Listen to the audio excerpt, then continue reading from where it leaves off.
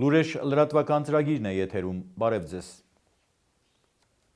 Թշնամին որոտանում խրամատներ է փորում, ենթադրվում է, որ կամ պատրաստվում է նոր պատերազմի, կամ վերջնականապես պարտադրում է GPS-ով գծված նոր սահմանը, Անուշ Միրզոյանի ռեպորտաժը։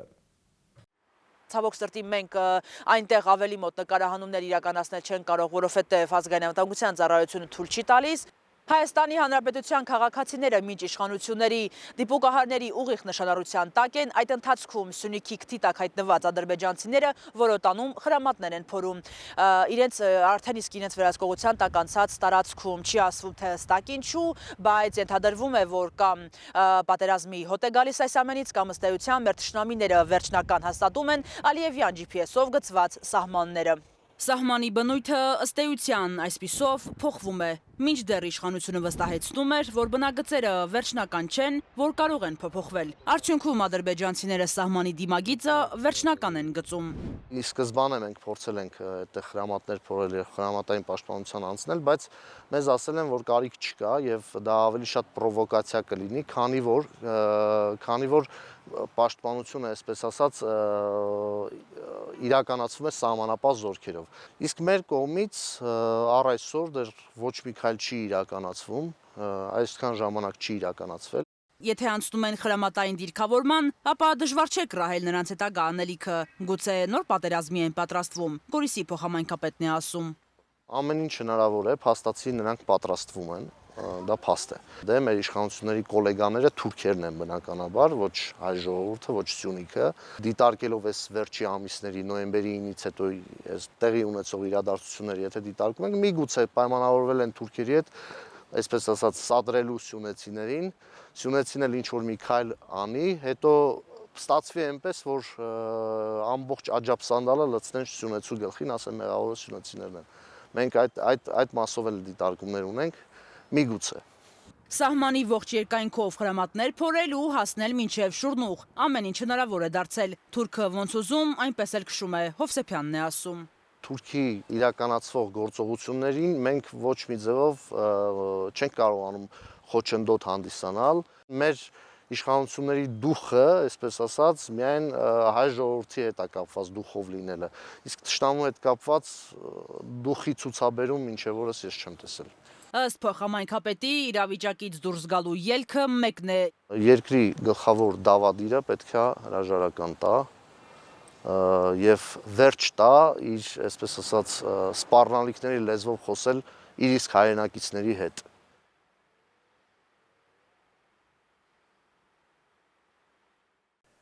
Կապան համայնքի Գոմարան բնակավայրում ժամանակավոր կացարան գտած Արաքելյանների ընտանիքին դաժան ճակատագիր է բաժին ընկել։ Տիկին Նաթելան անցնելով տարբեր փորձությունների միջով հասել է Սյունիք, որտեղ եւս նրա ընտանիքը չի կարողանում իրեն հանգիստ զգալ։ Մանրամասները տեսանյութում։ Սեպտեմբերի 24-ին հրահատված երեխան բերեց ծննդաբերը, ամս 27-ին զանգեցին ասեմ, որ սենց բան է եղել։ Ամս 30-ին ամուսինս գնաց է բեր երեխեքին։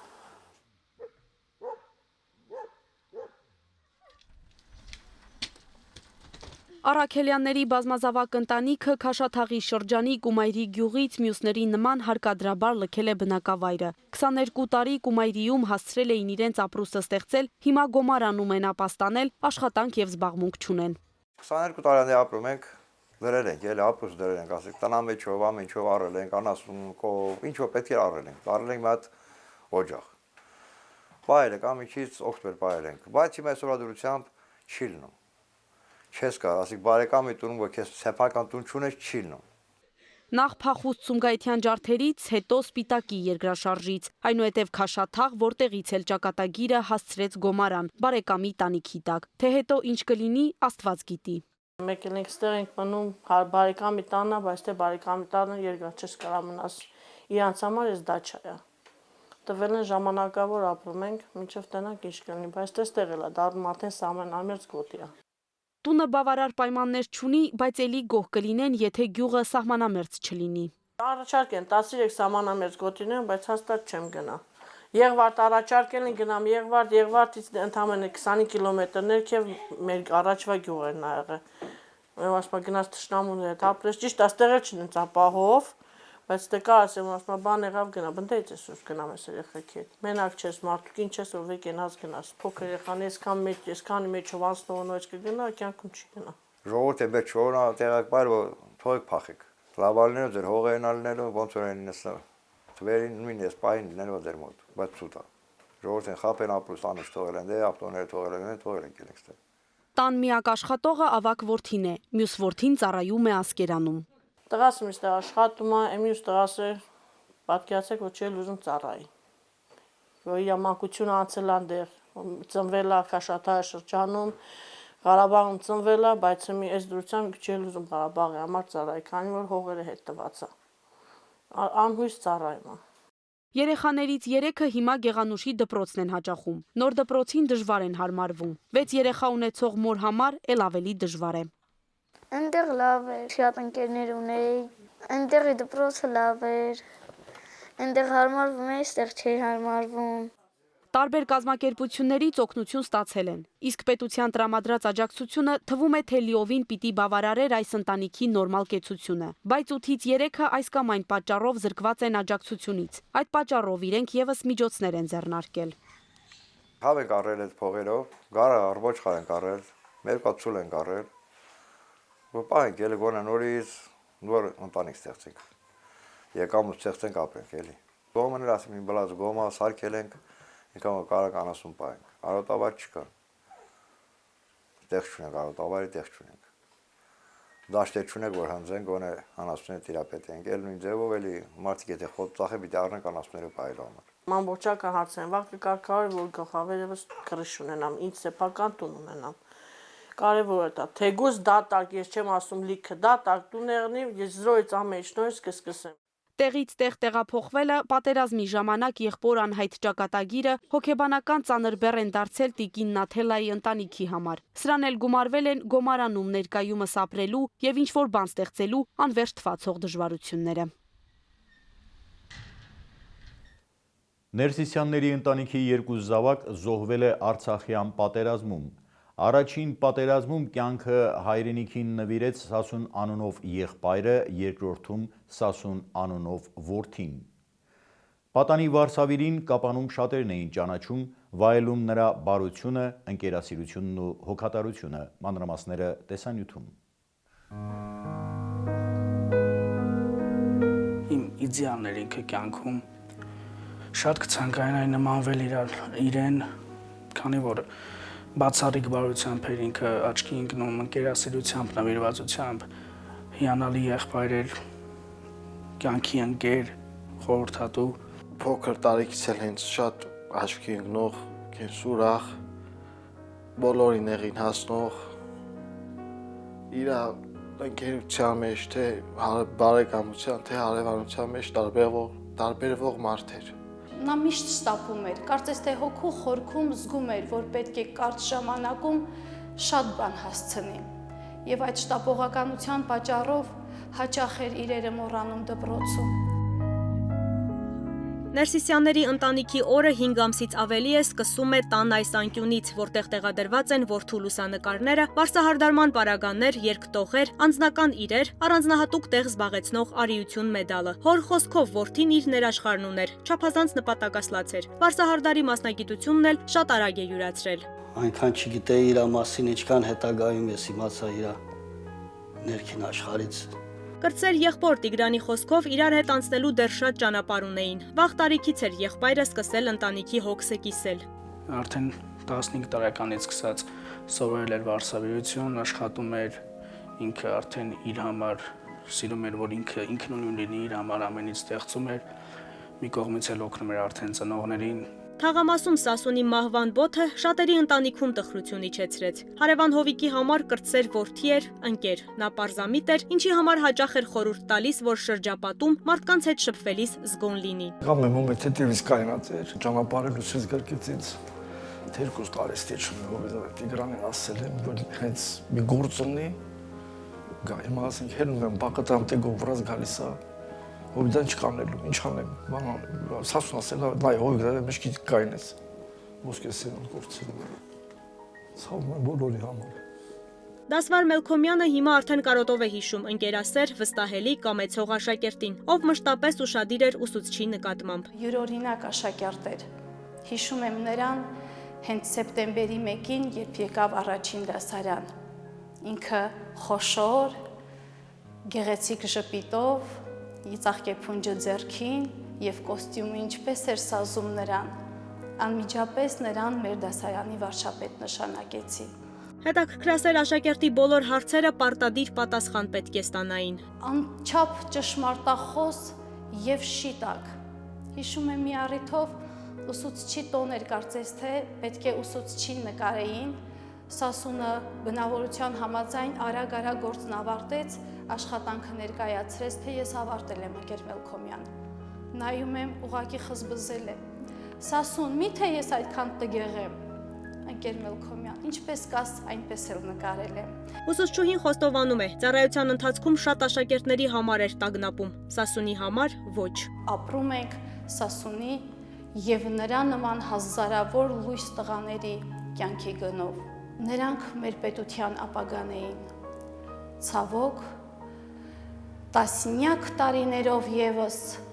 հետ գնաց մեր պետության եւ զարգացումը եւ առաջընթացը։ Մանկությունից իրար հետ մեծացած Էրիկը պատմում է, որ Սասունը շատ ուրախացավ, երբ իմացավ, որ ծառայությունը պետք է անցնի Հադրութում։ Նրա ընկերներից այդտեղ ծառայողներ կային։ Մի շաբաթ չանցած որ արդեն ծառայության են անցել,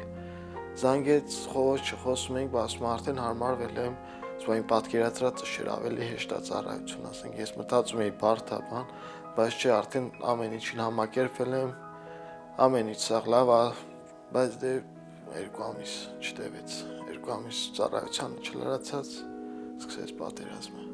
Ինչպես տիկին Մելինեն է ասում, չհասցրեց գոնե մեկ անգամ որդուն տեսնել զինվորական համազգեստով, լսել որդու երդման խոսքը։ Սեպտեմբերի 27-ի առավոտյան զանգը մոր սրտում անհանգստություն առաջացրեց, շատ կարճ խոսեց։ Մայրը առաջիներից մեկը սոցցանցում կարդաց որդու անունը զոհվածների ցուցակում։ Առավոտյան երբ զանգարել եմ Այրիկին, դրանից առաջ հրաշքով ԱԹՍ-ի հարվածից փրկվել են։ Իսկ ընկերոջ պատմածով, որ արդեն իրան պետք է տանեին դիրքեր, ընկեր ասել է մնա ինձ հետ իմ մեքենայով կգաս, մերժելա, որ մյուսի ծառայակից ընկերները արդեն երկրորդ մեքենայով բարձրանում են։ Հակառակորդի երկրորդ անօթաչու թռչող սարքը սակայն չշրջանցեց Վառոդի հոտը դեռ զգալ չհասցրած Սասունին։ Այս ընտանիքում Արցախյան պատերազմում երկրորդ զոհն են տալիս։ 90-ականներին 19-ամյա Սասունի հորեղբայրը Օմարում էր զոհվել։ 18 տարեկանում էլ հորեղբոր անունը կրող Սասունը զոհվեց։ Ինչպես հորեղբոր, այնպես էլ Սասունի երազանքները պատերազմը անկատար թողեց։ Ցանկանում էր բանակից հետո գալ, հետո մայրաքաղաքում արդեն շարունակել իր արհեստի հետ կապված։ Ուզում էր ավելի մասնագիտանալ ու ցանկություն ուներ ինքը իր աշխատանքով իր համար տուն գնել։ Ընկերոջ խոսքով պատերազմը վաղ թե ուշ պետք է սկսեր, բայց այսպիսի ելք ոչ ոք չէր պատկերացնում։ Կար 2 տարբերական, որ ասում հանգիստ հանձնեին, ասում այսքան զոհեր, այսքան վիրավորներ չունենայինք, կամ էլ այս տարբերակներ հենց, որը ցավոք հենց եղավ։ Բոլոր զոհերն էլ անիմաստ էին, կարար չլիներ այս ամեն ինչ։ Դե նեմ ասում, չքաղաքականացնենք, չասենք, ես էլ մեղավոր են, մեղավոր ուղղակի պետք է այսքանը չլներ։ Ինձ թվում է մեղավորներ գտնելուց էլ ոչ մի բան չի փոխվելու։ Եթե անգամ օրինակ դատական գործ արվի, իմ եղբայրը չի գալու ինձ այդ միտեղ նստի ու ոչ էլ մեղավորները կարան իմ հետ ինձ հավաքիսեն։ Մեղավորներ չեն ուզում փնտրել։ Ռազմական վերլուծաբանները թող գնահատական տան նաև 3 ամիս էլ դեռ չծառայած զինվորին մարտական դիրքեր տանելու փաստին։ Զոհվածի կարգավիճակը դեկտեմբերին են ստացել։ Միանվագ նպաստը հաշվի համարում է արդեն, բայց ծնողները չեն էլ ուզում մտածել այն ծախսելու մասին։ Գուցե մի օր դրանով Սասունի նպատակներից մեկը իրականացնեն, տուն գնեն։ Դուրս բացել է քաղաքապետարանից, քաղաքապետը նույն զինվորականներից ոչ ոք առայժմ տենց չեն բացել դուրս ճիշտն ասած։ Կապանում շատերին ծանոթ Վարշավիր Սասունին հատկապես մազերը կտրելիս շատերը կհիշեն։ Ընկերները կհավաքվեն եւ հուզմունքից խեղդվելով չեն կարողանա անverջ խոսել նրա մասին։ 2 տարի անց եղբայրն էլ կհամալրի հայոց բանակի շարքերը։ Անցած պատերազմը ծառայելու վճռականությունը չի վերացնի։ Կծառայի նախ եւ առաջ ծնողների, հարազատների անվտանգության ապահովման համար։ Իսկ մենք գուցե մի օր կկարողանանք արժևորել խաղաղությունը, որի առաջին գրավականը ինչքան զինվոր զորակոչել, այնքանին էլ զորացրելը կլինի։ Վերջին օրերին կորոնավիրուսի թվերի որոշակի աճ ունենք, ինչը անհանգստացնող է։ Այդ մասին կառավարության նիստում հայտնեց վարչապետ Նիկոլ Փաշինյանը։ Իրավիճակը անհանգստացնող է համարում նաև առողջապահության նախարար Անահիտ Ավանեսյանը։ Կորոնավիրուսի մասին երկրի իշխանությունները հիշում են միայն իրենց հանրահավաքներից հետո։ Կորոնավիրուսով պայմանավորված իրավիճակը Հայաստանում հուսադրող չէ։ Այս մասին այսօր հայտարարեց առողջապահության նախարար Անահիտ Ավանեսյանը, հավելեց. ըստ կանխատեսումների կորոնավարակակիրների թիվը մյուս շաբաթ ևս կավելանա։ Երեկվա դրությամբ 2922 հետազոտությունից մենք ունենք 491 դրական դեպք, ինչը ուրեմն հետազոտվածների 16%-ն է։ Եթե մենք հունվար-փետրվար ամսի սկզբին ունեինք թեստավորվածների մեջ 5-7%-ի դրական դեպքեր, ապա ինչպես տեսնում ենք, մենք արդեն մինչև 16 եւ հաջորդ շաբաթ մեր կանխատեսումներով այս թիվը կավելանա։ Նախարար Ավանեսյանն իրավիճակը կայունացնելու համար անհրաժեշտ է համարում վերադառնալ դիմակներ դնելուն եւ կանխարգելիչ մյուս միջոցառումների խիստ պահպանմանը։ Ընդգծում է, մեր կարգապահությամբ պետք է ներդրում ունենանք պաշտպանելու մեր առողջությունն ու տնտեսությունը։ Եթե մենք ուզում ենք պաշտպանել մեր հարազատներին, պաշտպանել մեզ նոր սահմանափակումների կիրառումից, ապա պետք է ամեն բան անենք մեր կողմից, որպեսզի կանխենք հիվանդության տարածումը։ Իրավիճակն անհանգստացնող է համարում նաև վարչապետ Նիկոլ Փաշինյանը։ Կառավարության նիստից առաջ նա հայտարարեց, որ վերջին օրերին նկատվում է կորոնավիրուսային հիվանդության աճ։ Ուշագրավ է, որ կորոնավիրուսի մասին երկրի իշխանությունները հիշում են միայն իրենց իսկ նախաձեռնած հանրահավաքներից հետո եւ հմտորեն շրջանցում են հիվանդության աճի հնարավոր պատճառները։ Կառավարության կազմակերպած հանրահավաքին մասնակցում էր նաև առողջապահության նախարարը։ Հարցին, թե արդյոք կորոնավարակի թվերը չմեծացան նաև այդ հանրահավաքների արդյունքում, Ավանեսյանը խուսափեց հստակ պատասխան տալ։ Այո, ես էլ եմ մասնակցել միտինգներին, միշտ եղել եմ դիմակով եւ խորհուրդում եմ բոլորին լինել դիմակով։ Դուք օրինակ Նիկոլ Փաշինյանին խորհուրդ տվեցիք, խորհրդորեցիք եւ օրինակ աշխատակազմի ղեկավար Արսեն Թորոսյանին, որ ներկայանան այդ հավաքին դիմակով։ Իմ հորդորը ուղղված է բոլորին։ Անահիտ Ավանեսյանի տեղեկացմամբ առողջապահության նախարարությունն այս պահին շարունակում է COVID-19-ի դեմ պատվաստանյութերի ձեռքբերման բանակցությունները։ Շեշտում է, ռուսական կողմի հետ բանակցություններն ավարտված են։ Պայմանագիրը կնքման փուլում է։ Առաջին խմբականակն էլ ակնկալում է ստանալ առաջիկա ամսվա ընթացքում։ Բոլոր իշխանությունների ժամանակ երկրի առաջին դեմքի անվտանգության ապահովման համար միշտ էլ եղել են իրավապահ մարմինների հատուկ միջոցառումներ, այդ թվում դիպուկահարներ, որոնց մասին աշխատանքի բնույթից ելնելով հանրությունը երբեք տեղյակ չէր լինում։ Ներկա իշխանությունները արդեն երկրորդ անգամ մեկ ամսվա ընթացքում բացահայտ ի ցույց են դնում դիպուկահարներին որպես ուղղակի սպառնալիք։ Հայաստանի Հանրապետության ազգային ժողովի շենքի պատուհաններից հրազենի բացահայտ ցուցադրությունը, այդ թվում զինվորական համազգեստով դիպուկահարների ցուցադրական ներկայությունը խաղաղ հավաքին պետության կողմից գործադրված անվտանգության անհամարժեք միջոց է Բաղրամյան պողոտայում արկա իրավիճակին։ Սա Հայաստանի Հանրապետության մարդու իրավունքների պաշտպան Արման Թաթոյանի արձագանքն է մարտի 3-ին ազգային ժողովի շենքի կենտրոնական հատվածի պատուհաններից մեկի մոտ ցուցադրաբար կանգնած դիպուկահարների փաստին, որոնք նշանառության տակ են առել Բաղրամյան պողոտայում նստացույց հանրահավաք անցկացնող հայրենիքի փրկության շարժման մասնակիցներին։ Այդ պահին ազգային ժողովում նաև պետք է մեկնարկեր կառավարություն խորհրդարան հարցոպատասխանը, որին ներկա էր նաև Հայաստանի Հանրապետության վարչապետ Նիկոլ Փաշինյանը կառավարության անդամների հետ։ Արման Թաթոյանը նաև նշել է, որ օմբուդսմենի աշխատակազմը արձանագրել է նաև հրապարակային անհանգստություններ։ Պաշտպանի աշխատակազմը դիտարկում է իրականացնում լրատվամիջոցներով եւ հավաքի վայրում, որտեղ առկա են նաև երեխաներ ու տարեցներ։ Պետությունը կարող է անվտանգության միջոցներ ձեռնարկել, բայց դրանք յուրաքանչյուր դեպքում պետք է հաշվի առնեն կոնկրետ իրավիճակը եւ չպետք է լինեն այնպիսին, որ ստանան խաղաղ հավաքին մասնակցությունը կանխող կամ անհանգստություն պատճառող բնույթ։ Մինչ կառավարության անդամների ժամանումը ազգային ժողով շուրջ 1 ժամ առաջ ուժեղացվել էր խորհրդարանի անվտանգությունը, ինչպես նաև ոստիկանական մեծ զորքեր էին բերվել ազգային ժողովի բակ։ Բացի այդ զոդվել են ազգային ժողովի Բաղրամյան պողոտայի հատվածի դարպասները, նաև լուսաձայնային Շտորմ 2 նռնակներ էին տեղակայվել Բաքում։ Ազգային ժողովի տարածք էր բերվել նաև փշալարերով մեքենան։ Հայաստանի Հանրապետության ոստիկանությունը անվտանգային իր այս հատուկ միջոցառումները պատճառաբանել էր նրանով, որ տեղեկություններ են ստացվել հանրահավաքի ժամանակ հնարավոր սադրանքների մասին։ Այդ պատճառով ոստիկանությունը մարդկանց կոչ էր արել զերծ մնալ հակաիրավական գործողություններից եւ սադրանքների չտրվել։ Նիկոլ Փաշինյանը ազգային ժողով եկավ անվտանգության տասնյակ աշխատակիցներով ու մեքենաներով։ 2018 թվականի Թավշյա հեղափոխության ժամանակ, երբ Բաղրամյան պողոտան կրկին շրջափակված էր ցուցարարներով եւ ոստիկանական ուժերով,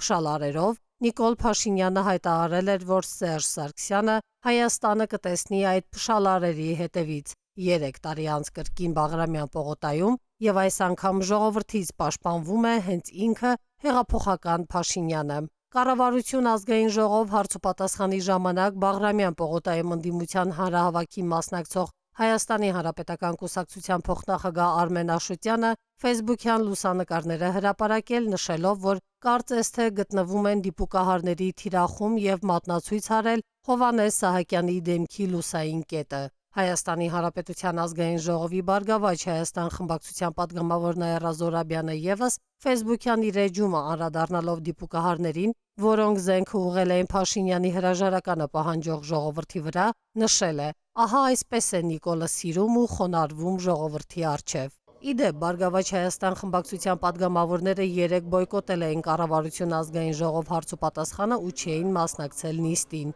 Իսկ ներկա պատգամավորներից, որոնք հիմնականում հերթագրվել էին Նիկոլ Փաշինյանին հարց ուղղելու, այդպես էլ չստացան կոնկրետ պատասխաններ։ Պատգամավորների հարցերին պատասխանելու պատրաստակամությամբ միշտ աչքի ընկնող Փաշինյանը այս անգամ անհասկանալիորեն պասիվ էր եւ իրեն ուղղված բոլոր հարցերին, բացառությամբ անկախ պատգամավոր Արման Բաբաջանյանի հարցից, արձագանքեց փոխվարչապետ Տիգրան Ավինյանը։ Հայաստանի Հանրապետության զինված ուժերի գլխավոր շտաբի պետի առաջին տեղակալ Տիրան Խաչատրյանը դիմել է վարչական դատարան իրեն աշխատանքից ազատելու որոշումը անվավեր ճանաչելու հայցով։ Այս մասին տեղեկանում ենք դատական տեղեկատվական համակարգից։ Այն դատարան է մուտքագրվել մարտի 3-ին եւ մակագրվել է վարչական դատարանի դատավոր Մերի Համբարձումյանին։ Արդյոք Տիրան Խաչատրյանի պաշտոնից ազատումը անհիմն է եւ պետք է անվավեր ճանաչվի։ Մանրամասներին ծանոթացեք տեսանյութում։ Հայաստանի Հանրապետության զինված ուժերի գլխավոր շտաբի պետի առաջին տեղակալ Հայաստանի ազգային հերոս Տիրան Խաչատրյանը դիմել է վարչական դատարան իրեն պաշտոնից ազատելու մասին նախագահի հրամանագիրն անվավեր ճանաչելու պահանջով։ Որպես հիմնական պատասխանող գործով ներգրավվում է նախագահ Արմեն Սարգսյանը, որպես երրորդ անձինք վարչապետի աշխատակազմն ու զինված ուժերի գլխավոր շտաբը։ 2021 թվականի փետրվարի 24-ին Հայաստանի Հանրապետության նախագահ Արմեն Սարգսյանը հիմք ընդունելով վարչապետի առաջարկությունը հրամանագիր էր ստորագրել Տիրան Խաչատրյանին զբաղեցրած պաշտոնից ազատելու մասին։ Տիրան Խաչատրյանին պաշտոնից ազատելու հրամանին նախորդել էր այն, որ գեներալ լեյտենանտ Խաչատրյանը համարձակություն էր ունեցել կասկածի տակ դնել վարչապետ Նիկոլ Փաշինյանի այն հայտարարությունը, թե Իսկանդերը պայթել է 10%-ով։ Բարձրաստիճան զինվորականը լուրջ չէր համարել նման հայտարարությունը։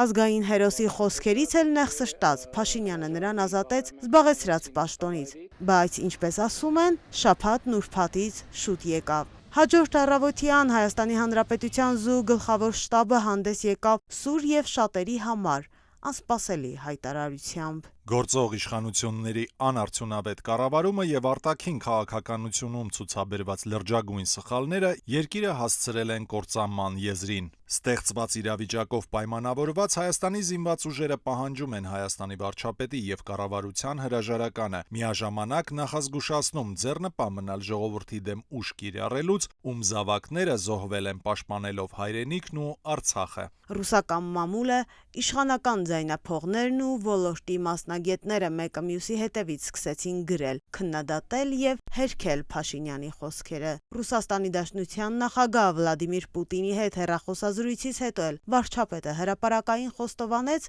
որ սխալվել է, կասկածի տակ դնելով ռուսական գերհզոր զենքի արդյունավետությունը։ Ավելին, Փաշինյանի մամուլի խոսնակ Մանե Գևորգյանը հայտարարեց, Հայաստանի վարչապետն առկա փաստերի եւ տվյալների համադրության արդյունքում եկել է եզրակացության, որ իրեն այս իրավիճակի առնչությամբ ճիշտ չի զեկուցվել։ Ռուսական զենքի հեղինակությունը գետնած, այնուհետև այն փրկելու ճիգեր գործադրող Փաշինյանի ինքնախոստովանությունից հետո արդարացիորեն հարց է ծագում։ Եթե նա ընդունել է, որ սխալվել է Իսկանդերի մասին հայտարարության առնչությամբ, ապա տրամաբանական է, որ սխալվել է նաև Տիրան Խաչատրյանին ազատելու որոշման հարցում, քանի որ այս երկուսը միմյանց հետ ավելի քան փոխկապակցված են։ Միջազգային լուրեր Սպիտակ տունը հայտարարել է իր ազգային անվտանգության ռազմավարության որոշ դրույթների մասին։ Մասնավորապես Ջո Բայդենի վարչակազմը խոստանում է շեշտը դնել դիվանագիտության վրա եւ կարծում է, որ Ռուսաստանը ապակառուցողական դեր է խաղում համաշխարհային քաղաքականության մեջ, իսկ Միացյալ Նահանգների միակ իրական մրցակիցը Չինաստանն է։ 24 էջանոց փաստաթղթում նոր վարչակազմը խոստացել է երկրից դուրս ռազմական ուժ կիրառել միայն այն ժամանակ, երբ սպառված կլինեն հակամարտությունների լուծման այլ միջոցները։ Միջազգային մյուս լուրերը տեսաշարով։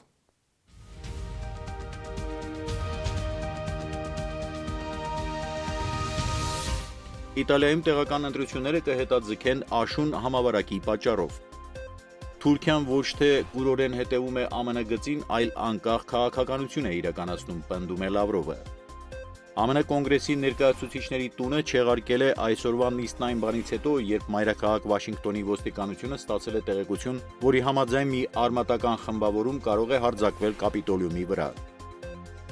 Չինաստանի վերելքը կորոշի առաջիկա տարիներին Եվրամիության երկրների եւ ԱՄՆ-ի միջև համագործակցությունը, հայտարարել են ՆԱՏՕ-ում։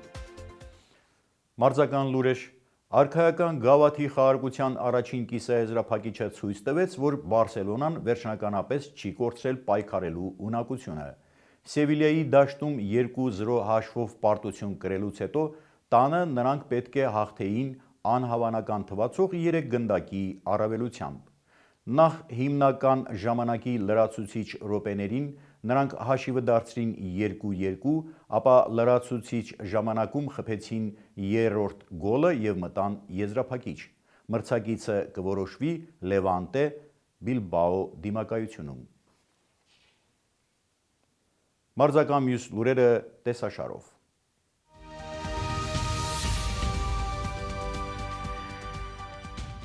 Ըմշամարտի Հայաստանի հավաքականների մարզիկները Օլիմպիադանում սկսել են վերջին ուսումնամարզական հավաքը Եվրոպական գոտու վարկանիշայի մրցաշարի մասնակցության ծրագրով։ Ռոման Հենրիխ Մխիթարյանի մասնակցությամբ արտագնախաղում 2-1 հաշվով հաղթել է Ֆիորենտինային եւ շարունակում է զբաղեցնել առաջնության աղյուսակի 5-րդ հորիզոնականը։